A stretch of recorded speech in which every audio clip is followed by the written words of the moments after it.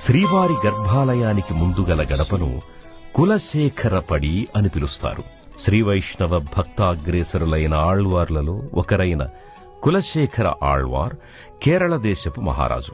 శ్రీవెంకటాచలాన్ని కీర్తిస్తూ ఆయన రచించిన పాశురంలో, ఓ స్వామి, నీ సన్నిధిలో రాతిగడపగా ఉండి సదా నీ ముఖారవిందాన్ని దర్శించుకోవాలని ఆర్తిగా స్వామివారిని ప్రార్థించారు. అందుకే గర్భాలయ గడపను ఆయన పేరుతో కులశేఖర పడి అని పిలుస్తారు.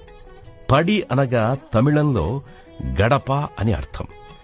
అర్చకులకు తప్ప ఇతరులెవరికీ కులశేఖర పడి దాటి వెళ్లడానికి అనుమతి లేదు.